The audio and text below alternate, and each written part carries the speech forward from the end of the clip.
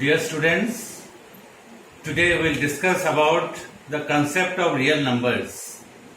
This is the very first chapter of class 10th, and this chapter is very important because I have seen that many students of higher classes 11th and 12th, they do not have much idea about the Euclid's lemma.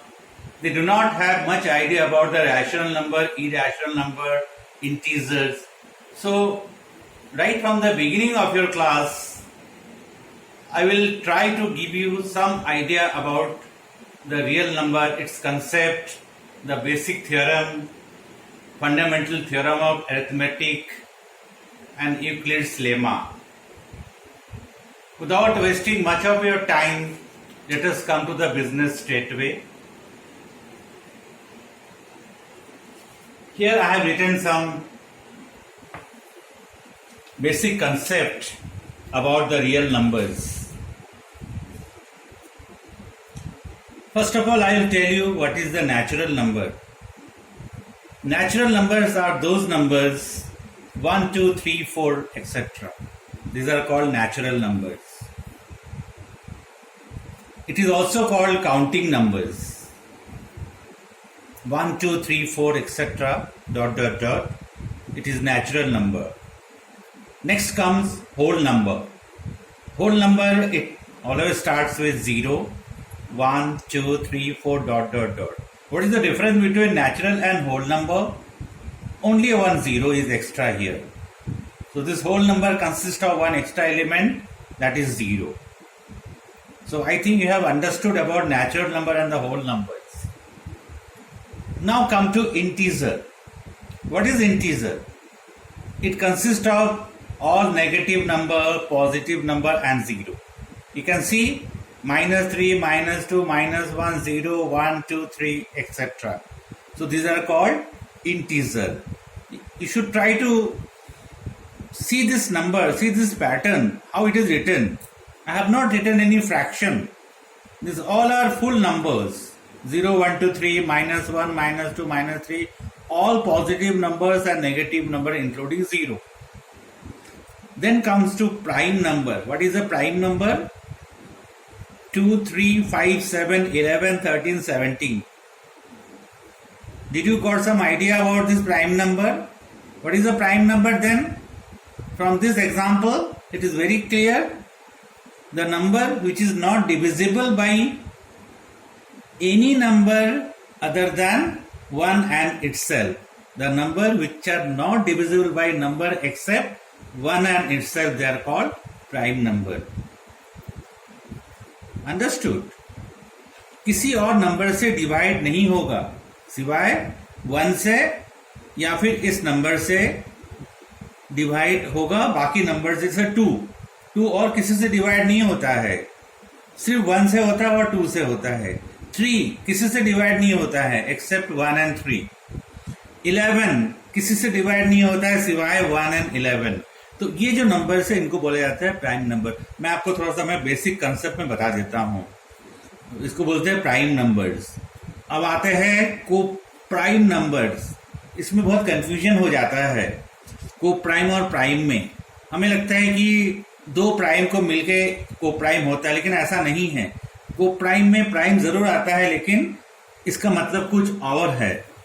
को prime कैसा होता है? ये pairing में होता है. X और Y का जो पेयरिंग है ये पेयरिंग में रहता है. एक्स और वाई का पेयरिंग, और where X and Y has no common factor except 1. ये जो एक्स और वाई जो है इनमें दूसरा कोई कॉमन फैक्टर नहीं होना चाहिए सिवाय 1 के. एग्जाम्पल लेता हूं मैं, जैसे 14 और 35. 14 और 35 में देखो कोई भी कॉमन फैक्टर नहीं है सिवाय 1 के. तो 14 और 35 को हम बोलेंगे ये को प्राइम है.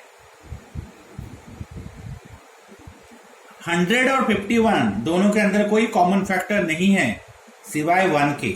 1 तो हमेशा रहेगा लेकिन बाकी और कोई कॉमन फैक्टर इनमें नहीं है, तो इनको बोला जाएगा को प्राइम नंबर. इसको ध्यान से आप ख्याल में रखना है कि को प्राइम क्या होता है. वो नंबर की पेयरिंग होती है, अकेला नंबर नहीं होता, हमेशा पेयरिंग होता है. को प्राइम दो नंबर जिसके कोई कॉमन फैक्टर नहीं होता है एक्सेप्ट 1। बहुत इंपॉर्टेंट चीज है को प्राइम। मैंने 2 एग्जाम्पल लिख दिया, आप ऐसे बाकी एग्जाम्पल भी जॉट डाउन कर सकते हैं। अब आता है बड़ा इंपॉर्टेंट है रैशनल नंबर।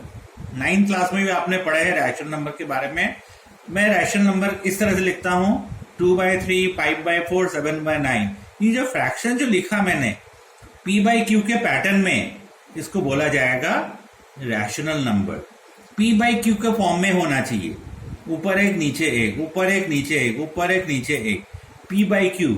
लेकिन ये p और q कैसा है? ये p और q इंटीजर है, बट q कैसा नहीं होना चाहिए? q 0 नहीं होना चाहिए।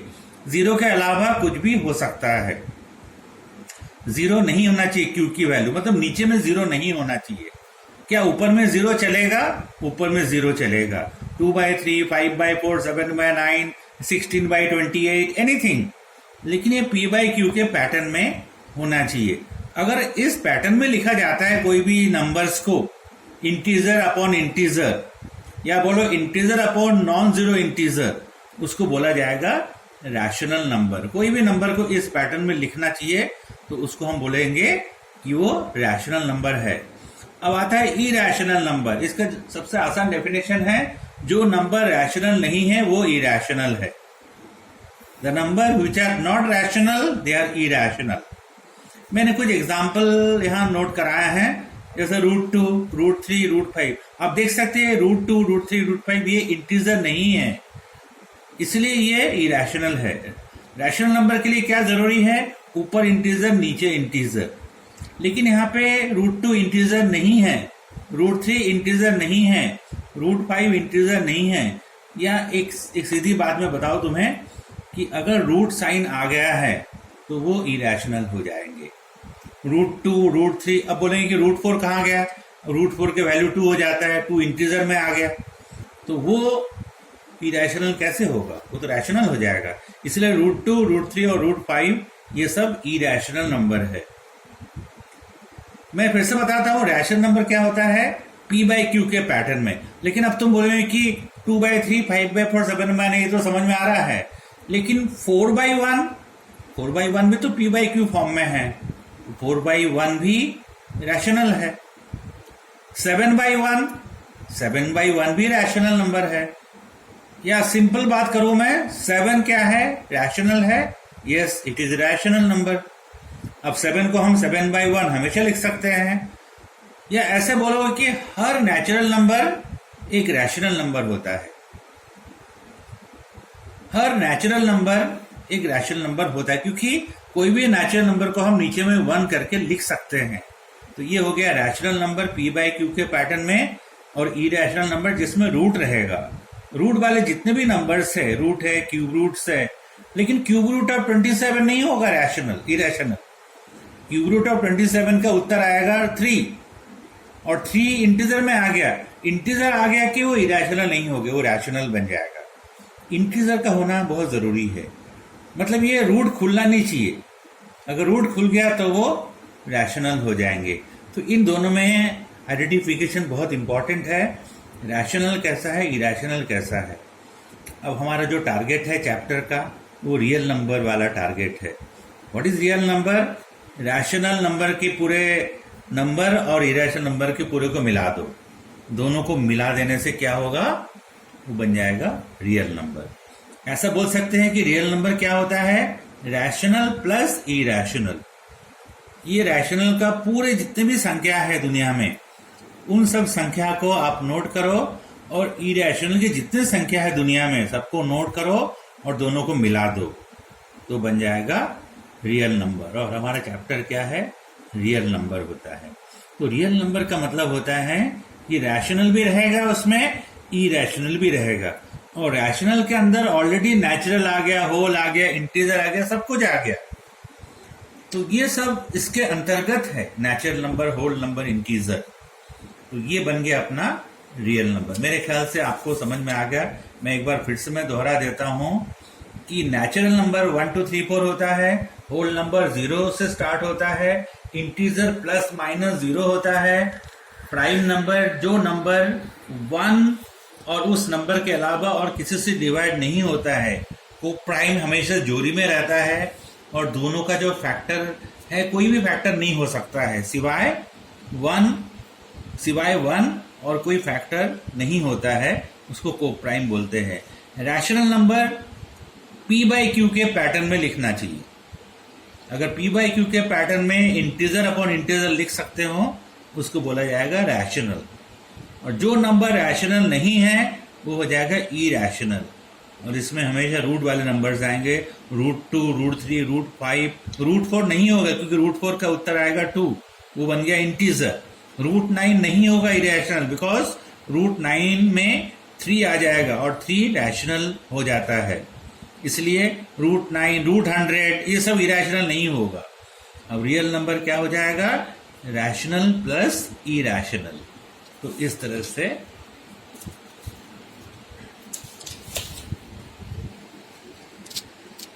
all real numbers can be plotted on the number line.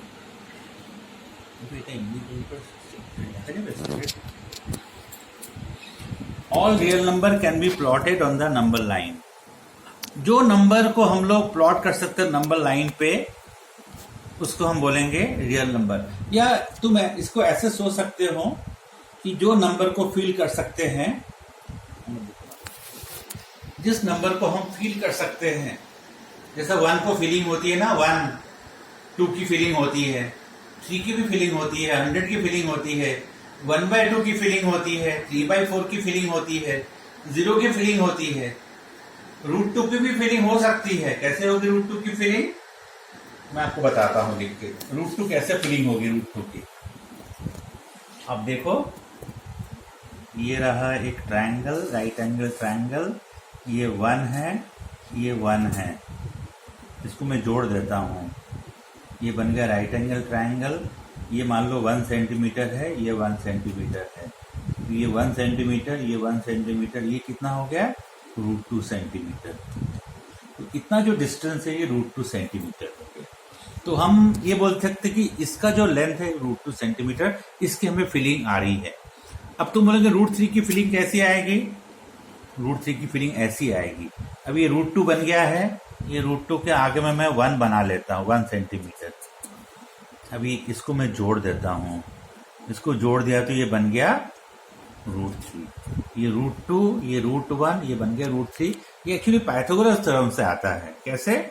ये √2 का स्क्वायर 2, 1 का स्क्वायर 1, ये मिलके बन गया 3, और 3 का अंडर रूट √3, और ये 1 और 1, 1 का स्क्वायर 1, 1 का स्क्वायर 1, ये 2 हो गया, 2 का अंडर रूट √2। तो ये पाइथागोरस थ्योरम से ये बन गया √3। तो अगर तुम नंबर लाइन प्लॉट करोगे तो नंबर लाइन में बीच में 0 होगा, यहाँ पे 1 होगा, यहाँ पे 2 होगा, यहाँ पे 3 होगा। अब तुम बोलोगे कि ये 1 को प्लॉट कैसे करेंगे? ये 1 का प्लॉटिंग हो गया। 2 का प्लॉटिंग कैसे करेंगे? ये 2 का प्लॉटिंग हो गया। अब तुम बोलेंगे 1/2 का प्लॉटिंग कैसे होगा? ये हो गया 1/2 मतलब हाफ यहाँ पे प्लॉटिंग हो जाएगी, हाफ की प्लॉटिंग यहाँ पे होगी। अब तुम बोलेंगे 3/2 का प्लॉटिंग कहाँ करोगे? अब 3/2 का मतलब है 1.5, ये 1.5 यहाँ पे आता है, तो ये हो गया 3/2, ये हो गया 1/2, ये हो गया 1, ये हो गया 2। अब तुम बोलेंगे कि √2 कैसे लेंगे हम? ये √2 का डिस्टेंस देख के है, इतना डिस्टेंस को नंबर लाइन पे प्लॉट कर दो तो रूट बन जाएगा, और √3 को लेके इतना डिस्टेंस √3 का लेके नंबर लाइन पे प्लॉट कर दो। मतलब ये सारे नंबर्स हम लोग फील कर सकते हैं। किसी ने पूछा कि तुमको √3 किलोमीटर चलना है, तो कितना चलना है तुम्हें इतना √3 किलोमीटर चलना है, तुम्हें इतना चलना है। √2 किलोमीटर चलना है, तुम्हें इतना चलना है। सबको पता है कि 1 किलोमीटर चलना है, कितना चलना है वो तो सबको पता है। 2 किलोमीटर चलना, 3 किलोमीटर चलना वो समझ में आता है, ½ किलोमीटर वो भी समझ में आता है। लेकिन सवाल आता है √2 किलोमीटर चलना। अब √2 किलोमीटर चलना मतलब कितना चलना होगा? इतना चलना होगा। कहाँ से आएगा? ये 1 है, ये 1 है, ये √2 है, तो ये डिस्टेंस को बोलेंगे हम √2 डिस्टेंस, और ये डिस्टेंस को बोलेंगे √3। अब कोई पूछेगा तुमसे √5 बना के बताओ, अब √5 बनेगा जरूर। ये ट्रायंगल बना लिया मैंने, ये 2 होना चाहिए, ये 1 होना चाहिए। 2 square 4, 1 square 1, 2 square plus 1 4 plus 1 कितना हो गया 5। तो 5 मतलब ये हो जाएगा √5। तो अगर ये 2 सेंटीमीटर है, ये 1 सेंटीमीटर है, तो ये जो हाइपोटेन्यूज होगा वो कितना हो जाएगा √5। मतलब एक तरह की फीलिंग अंदर से आ रही है कि हाँ मैं √5 को मैं देख सकता हूँ।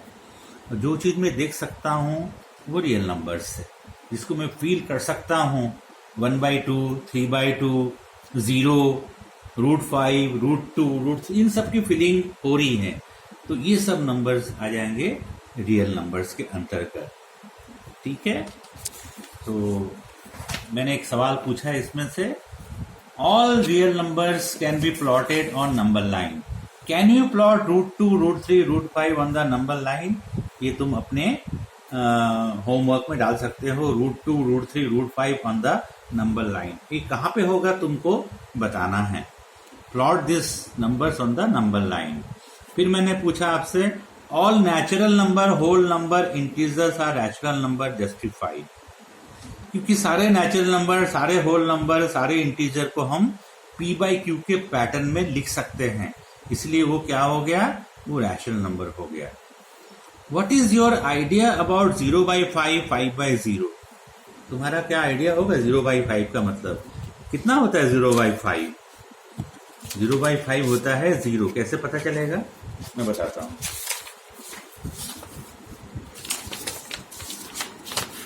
Just a minute, just find out the pages.